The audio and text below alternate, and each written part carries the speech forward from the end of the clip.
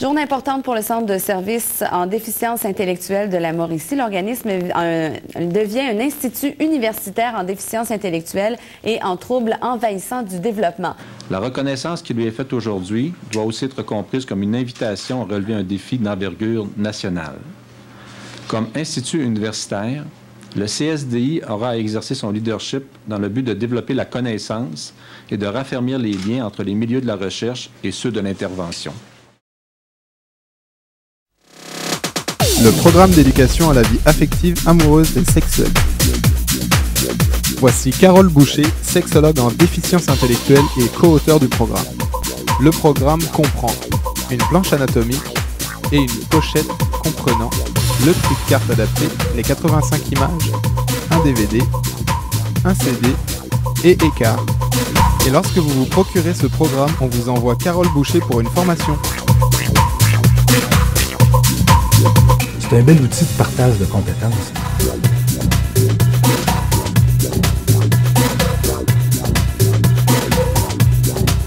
Il s'est d'ailleurs illustré récemment en se méritant un prix d'excellence du réseau de la santé et des services sociaux.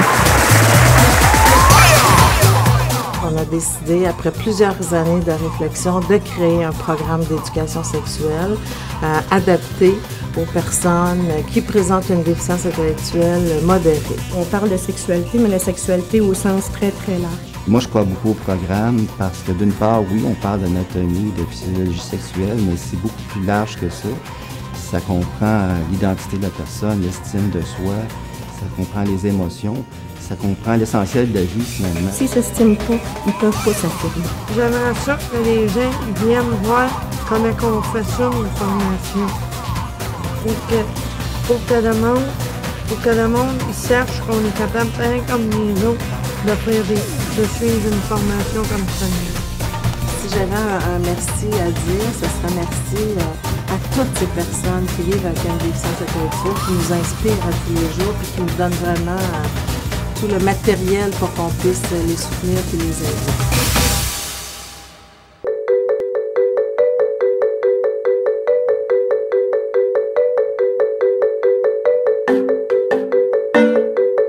Saviez-vous qu'il existe un projet qui permet à des personnes présentant une déficience intellectuelle de vivre seules en logement tout en bénéficiant d'un soutien adapté à leurs besoins?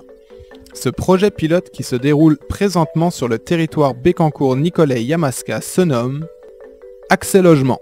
Historiquement, on est dans un mode de prise en charge des personnes. Puis le fait d'aller vivre en logement, on passe dans une autre manière de faire. Puis là, les personnes sont chez elles, c'est eux autres qui décident qui est-ce qui rentre chez elles. Ah oui, j'aime ça. Oh, j'adore ça. Je peux faire ce que je veux dans chez moi. Juste de décider qu'est-ce que tu vas manger pour dîner. Fait que juste, c'est des petites affaires de même, mais c'est des affaires importantes et fondamentales que nous autres, on ne s'en rend pas compte. Mais pour eux autres, de prendre ce pouvoir-là sur leur vie, pour la première fois de leur vie, ils vont commencer à décider pour eux autres. Ben, c'est intéressant. Moi, j'aime à me coucher de l'autre et écouter ma télévision.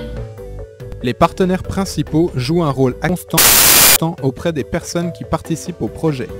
Il y a l'Association des personnes déficientes intellectuelles, le Centre de santé et services sociaux Nicolet-Bécancour-Yamaska et le Centre de services en déficience intellectuelle Mauricie du Québec. C'est des petits logements, hein, c'est pas des 5,5, c'est souvent des personnes seules, parce que ça peut être un 2,5, un 3,5, un petit studio. C'est ça qu'on cherche là. Puis oui, c'est meublé, c'est leurs affaires, ils ont leur télé, ils ont leurs affaires à eux autres. C'est comme n'importe qui dans le fond. C'est ça qui est le but. C'est pas ben grand, mais j'aime bien ça pareil.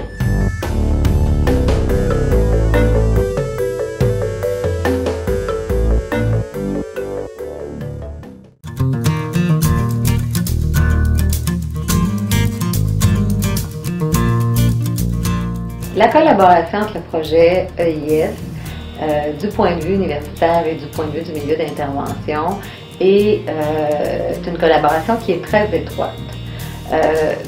La traduction et l'adaptation de l'instrument s'est fait vraiment conjointement avec Christine Rivet, Charles-Albert Tavares et moi-même. La chaire de recherche, donc, soutient une programmation de recherche via différents axes, donc à la fois vise le développement de connaissances au niveau des caractéristiques des enfants qui ont une déficience intellectuelle ou des enfants qui ont un trouble envahissant du développement, mais également le développement de programmes et d'études évaluatives qui vont nous permettre de porter un regard sur les pratiques en intervention précoce et mieux outiller et instrumenter les intervenants. Qu'est-ce que les projets qui en découlent? Pratiques spécialisées en milieu régulier et utilisation du EIS, inclusion en milieu préscolaire et soutien au dépistage des enfants qui ont des besoins particuliers. Le principal objectif du programme EIS est de lier l'évaluation et l'intervention. Il s'agit d'un outil d'évaluation utile à des fins d'intervention, donc qui est fait vraiment spécifiquement pour aider à intervenir. Alors depuis 2 ans, avec l'équipe Enfance en VI au Centre du Québec, on expérimente l'outil, le nouvel outil EIS. Et on va le faire de façon assez régulière, des rencontres régulières avec les intervenants, avec les consultants à l'enfance, avec les spécialistes en activité clinique. Et il y a eu d'abord une partie formation pour que les gens puissent s'approprier l'outil, mais ensuite il y a un suivi aussi au niveau de l'implantation, de l'actualisation. Le programme EIS s'applique présentement au TED avec les psychoéducateurs. Donc, il y a des rencontres qui sont faites à peu près aux 2 mois avec l'équipe de chercheurs, moi et les psychoéducateurs du programme, où on compare l'évaluation EIS aux différents types d'évaluations qui sont utilisées auprès de la clientèle TED. Présentement, le programme est divisé en 2 parties. Il y a une partie 0-3 ans, une partie 3-6 ans. Puis un des développements qui est prévu, c'est de fusionner là, les 2 parties pour en faire vraiment un outil qui serait en continu, qui n'aurait pas de coupure là, au niveau à 3 ans avec les enfants. Les progrès qui sont faits aussi, les nouvelles connaissances qui sont accumulées par par l'équipe américaine, c'est intéressant parce que nous, on en profite également. Puis la même chose de notre part. On a fait des travaux cette année avec le service TED. C'est de l'information que Carmen a ramenée là, avec les gens là-bas. Un deuxième développement est bien entendu de pouvoir avoir un programme, le logiciel, qui pourrait faire en sorte qu'on peut rentrer l'évaluation directement au niveau informatique pour générer des graphiques et pour générer une sorte de compilation des résultats. C'est à titre d'expérimentation qu'on le fait au Centre du Québec et à compter de l'automne, on va l'implanter en Mauricie.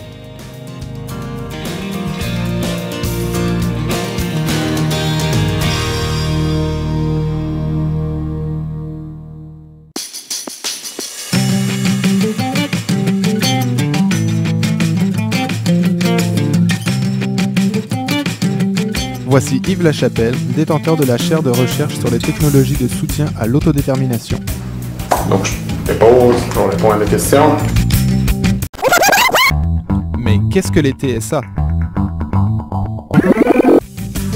En fait, TSA est un acronyme qui veut dire Technologie de soutien à l'autodétermination. C'est en quelque sorte un terme que l'on a inventé dans la mesure où spécifiquement ce terme réfère à des technologies qui sont utilisées mais dans un but très précis, favoriser l'émergence ou le maintien de comportements autodéterminés, c'est-à-dire toute technologie qui va aider une personne à faire des choix, à apprendre à résoudre des problèmes.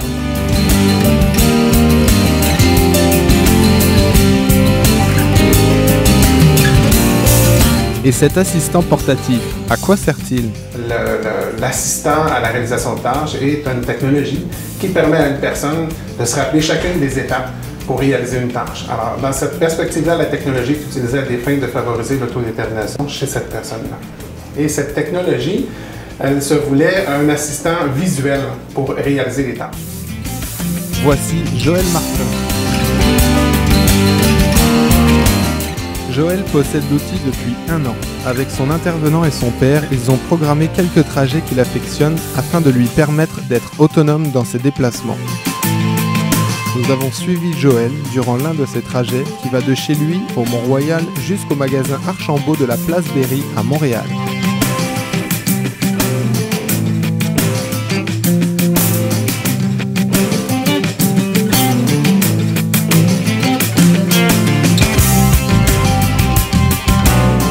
D'après vous, combien d'étapes a-t-il fallu programmer sur l'assistant personnel de Joël pour qu'il puisse se rendre de manière autonome jusqu'au Archambault? 92. Je dirais 88. 24. Moi, je dirais 10, mais je suis pas d'ici. Oh, je dirais 7 ou 8 étapes.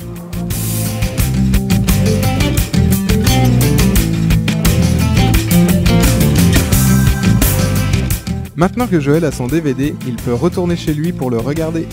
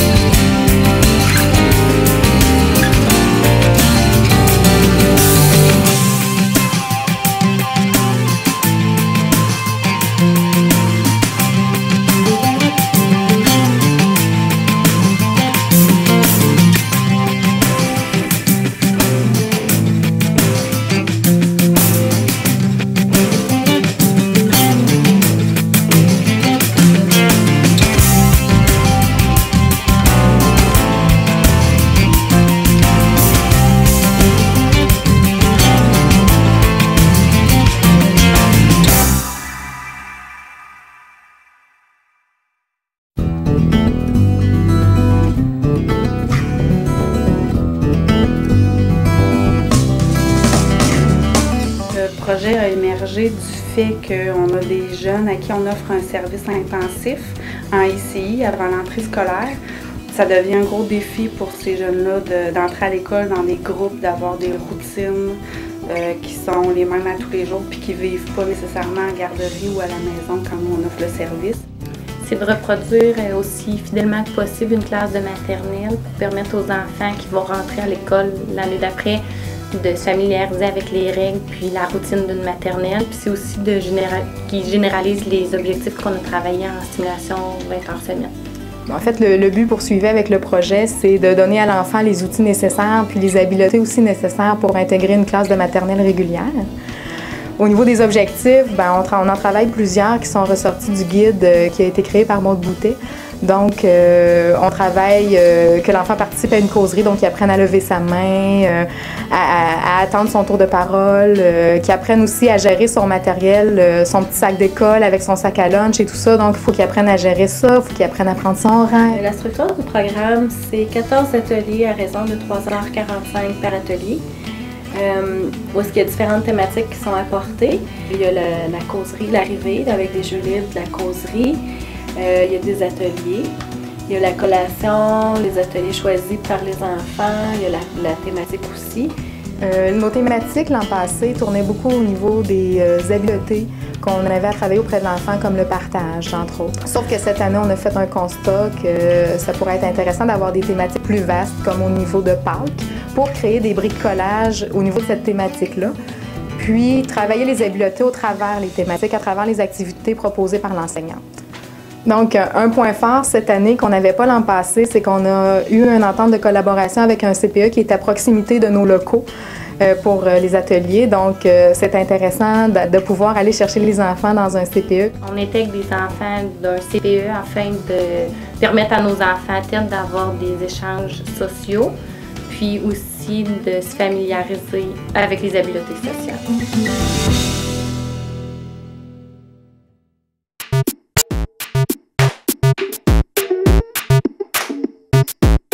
Le PUF DI. Le PUF DI. Pouf! Pouf! DI. DI. Le PUF DI. Le plan universitaire de formation en déficience intellectuelle.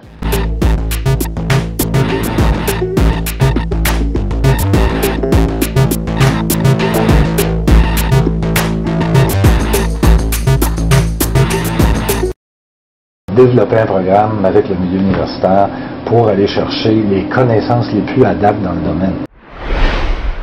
Le PUFDI, c'est un levier de formation. C'est un des moyens que l'établissement, que la Fédération a mis en place pour s'assurer que les intervenants, que les personnels du CSDI soient aptes à répondre aux défis de la spécialisation. Donc, c'est un des moyens, parmi tant d'autres, pour s'assurer qu'on soit capable d'être ajusté et d'être préparé aux impératifs de la spécialisation. Notre établissement est l'établissement qui, dans la province actuellement, a le plus grand nombre de personnes inscrites. Là. Actuellement, on en a 41.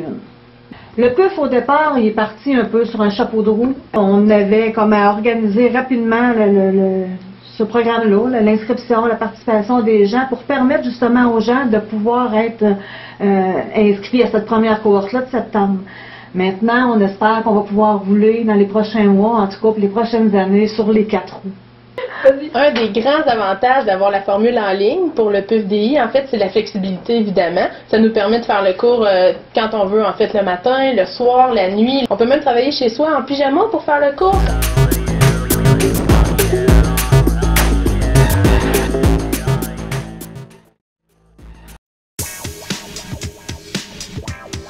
À l'intérieur de l'université de Sherbrooke se trouve le laboratoire Domus qui effectue une étude sur l'utilisation de la technologie de soutien à l'autodétermination des personnes présentant une déficience intellectuelle.